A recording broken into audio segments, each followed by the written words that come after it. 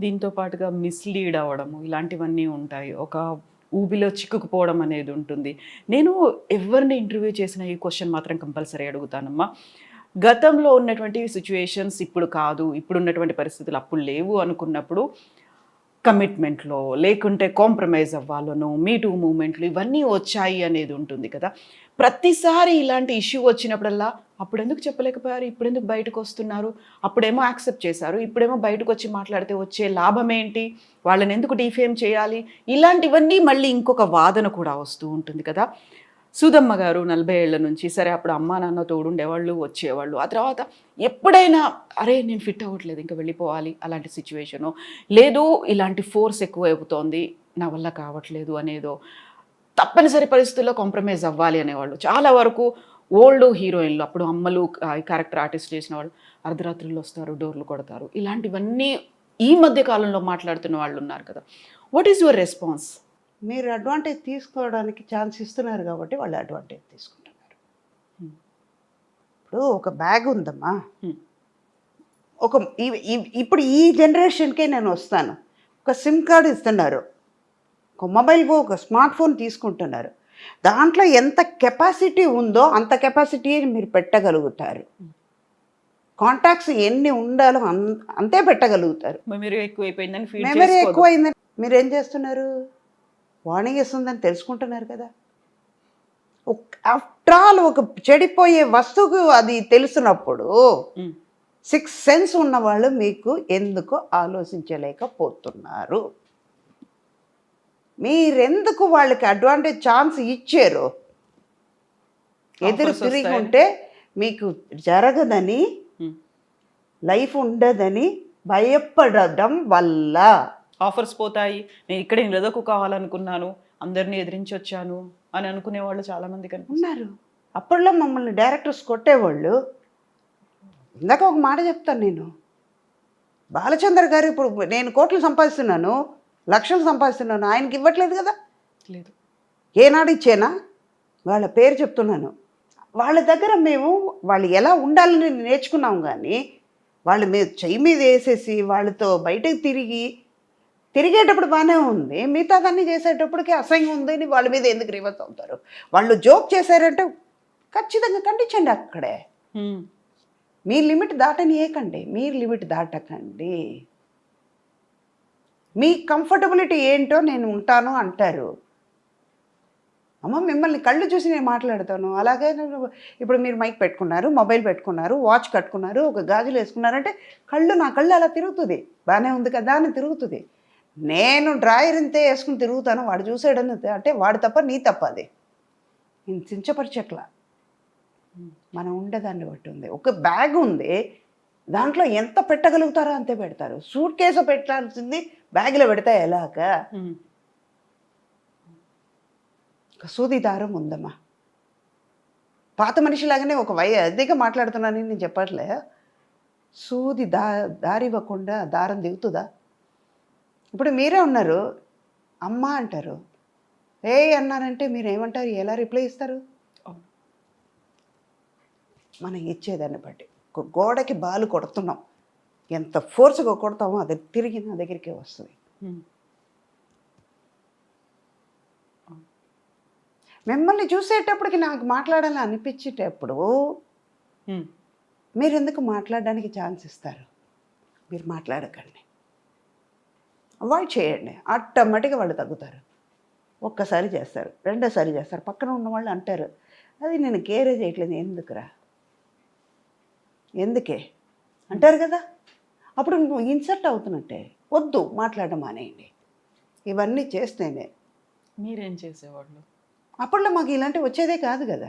హ్మ్. మాకు ఎంతసేపు వర్క్ నేర్చుకోవాలి, మెయిన్ మొబైల్ రావడం వల్ల హ్మ్.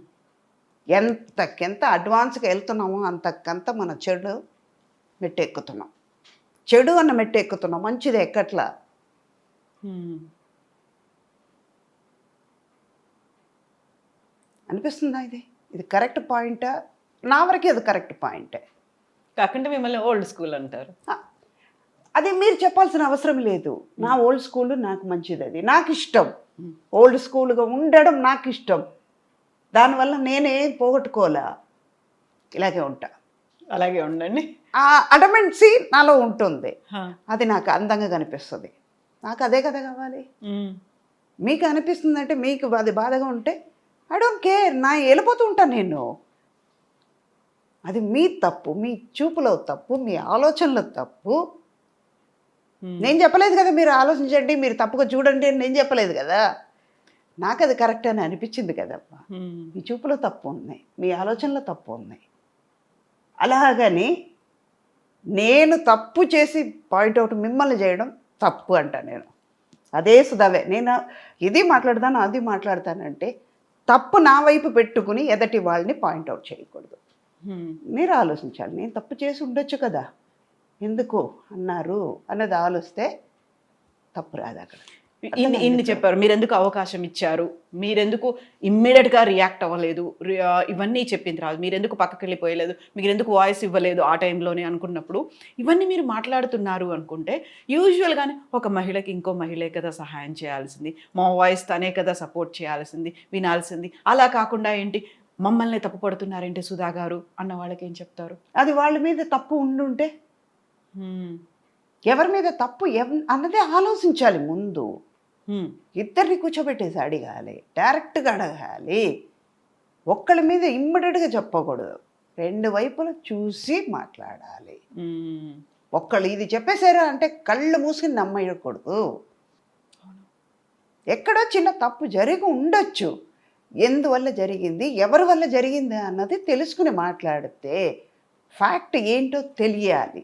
తెలుసుని మాట్లాడితేనే ఈ ప్రాబ్లం రాదు. బట్ అవన్నీ అక్కడి దాకా వెళ్తున్నాయి అంటారమ్మా? ఫ్యాక్ట్ కోసం ఫ్యాక్ట్ ఫైండింగ్, ఒక కమిటీయో ఇంకోటో ఇవన్నీ తేలుతున్నాయి అంటారా మీరు? ఎంతసేపు ఇలాగే కూర్చుంటాం కదా, అక్కడ ఎదురుగా ఏం నడుస్తుందో తెలియడం లేదు కదా. దానివల్లనే బయట ఏం జరుగుతుందని చూడండి, కళ్ళు తెరిసి లోకంలో చూడండి. ఇందాక నేను యూట్యూబర్స్ వాళ్ళకి చెప్పాను కదా, సేమ్ అదే. బయట ఎన్నో జరుగుతున్నాయి, అవన్నీ చూపించండి. టాలెంటెడ్ కిడ్స్ ఎంతమంది, ఒక్కొక్క ప్రోగ్రామ్ వాళ్ళు పాడుతూ తీయగల పిల్లలు ఏం పాడుతున్నారు, ఆ డాన్స్ ఏంటి, పిల్లలకి ఏం చేస్తున్నారు, ఆ టాలెంట్ మీరు ఎంకరేజ్ చేయండి, అది చూపించండి. ఎవడో ఏదో చేశారు, ఈవిడ ఇది చేస్తుంది, అదంతా ఎందుకు? ఇంకా మీరు మైండ్ పాడు చేసుకుని ఎదటి వాళ్ళ మైండ్ని పాడు చేయడం ఎందుకు అంట నేను. ఓకే, అది సపోర్ట్ చేయను అంటాను. ఇప్పుడు తప్పు ఎవరి మీద ఉంది? రాసేవాళ్ళ మీద తప్పు, వాళ్ళ ఆలోచన తప్పు అని పాయింట్అవుట్ చేస్తాను, అది తప్పు అంటాను. కానీ మంచిగా రాసేవాళ్ళని నేను తప్పు చెప్పట్లేదు కదా, అది కూడా చూడాలి కదా. ఒప్పుకుంటారా? ఇన్నేళ్ళు మీ అంతటా మీరే డబ్బింగ్ చెప్పుకోవడం, అన్ని లాంగ్వేజెస్లో మీరు చెప్పుకోవడం మోస్ట్ కష్టం అనిపించింది ఉంది? అలా నాకు కొంచెం మలయాళంలో అనిపించింది, నాలుక తిరగదు కదా. తమిళ్ సిమిలారిటీ ఉంటుంది. మొన్న ఈ మధ్య ఉపేంద్ర గారు నేను ఒక 7 లాంగ్వేజ్ మూవీ కబ్జా చేసాం. తెలుగు చేశాను, తమిళ్ చేశాను, కన్నడ చేయలేను. కన్నడలో డైలాగ్ నేను మాట్లాడాను. చంద్రు గారితో నేను అన్నాను, సార్ నాకు అది రావట్లేదు, కరపడ అంటుంది, నా వల్ల కాలేదు, అక్కడ డబ్బింగ్ పెట్టుకున్నాను. అమ్మ తెలుగు అంత బాగా మాట చెప్పారు కదమ్మా, అదే కదమ్మా అన్నారు.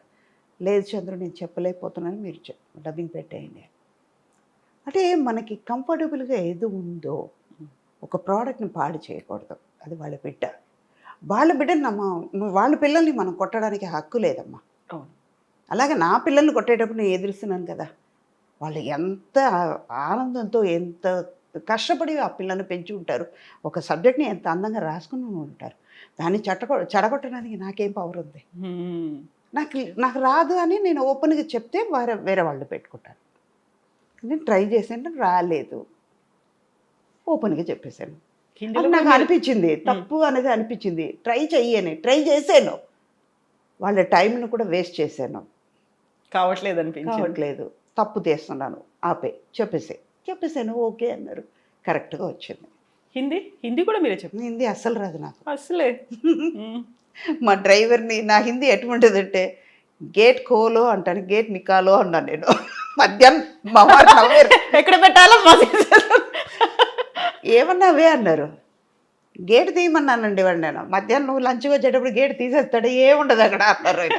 అంటే నేను ఏదో తప్పు మాట్లాడాను అన్నమాట. అప్పటి నుంచి హిందీ మానేశాను. హిందీ కూడా ఎక్కడైనా నార్త్కి వెళ్తే మాట్లాడతాను, వచ్చిరాని హిందీలో నేర్చుకుందాం, తప్పే ఉంది. వాళ్ళు నవ్వుతే నవ్వుతారు అంతే కదా, నవ్వడం వాళ్ళది, మాట్లాడడం నాది.